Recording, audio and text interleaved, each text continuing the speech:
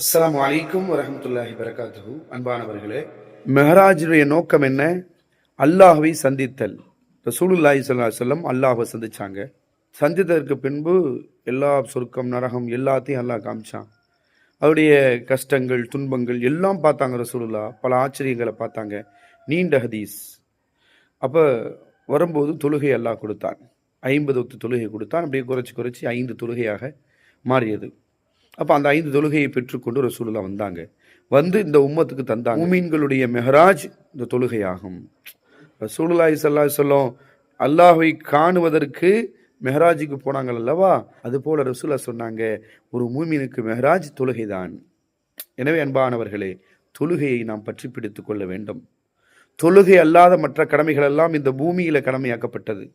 ஆனால் தொழுகை மட்டும்தான் 7 வானங்கள் கடந்து மிக ஒரு உன்னதமான கண்ணியமான முறையிலே கடமையாக்கப்பட்டது. அப்படிப்பட்ட அந்த பாக்கியம் நிறைந்த தொழுகையை நாம் கையில் எடுப்போம். அந்த தொழுகையை நாம் உறுதியாக பற்றி பிடிப்போம்.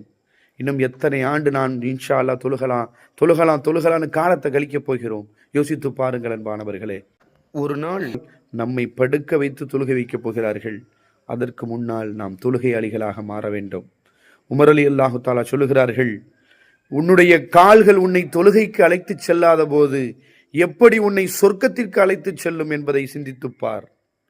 மேலும் சொன்னாங்க, நான் ஃபஜ்ர் தொழுகை வரலை அப்படின்னு சொன்னா நான் மௌத்தா போயிட்டுன்னு முடிவு பண்ணிருங்க அப்படிங்கிற வார்த்தைகளையும் பதிவு செஞ்சிருக்கிறாங்க.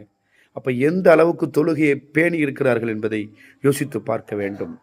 ஆகவே அன்பானவர்களே, நாம் படிப்பினையாக எடுத்துக்கொள்வது, என் உயிருள்ள வரையிலும் என் மூச்சு காற்று ஓடிக்கொண்டிருக்கும் காலமெல்லாம் நான் ஒருபோதும் தொழுகையை விடமாட்டேன் என்கின்ற உயர்வான எண்ணத்தோடும் உயர்வான ஈமானோடும் வாழ்வோம். அல்லாஹ் என்னையும் உங்களையும் தொழுகையாளிகளுடைய கூட்டத்தில், இறையச்சத்தோடு தொழுகிற கூட்டத்தில் நம்மை ஒன்று சேர்ப்பானாக. ஆமீன். அஸ்ஸலாமு அலைக்கும் வரஹ்மத்துல்லாஹி வபரகாத்துஹு.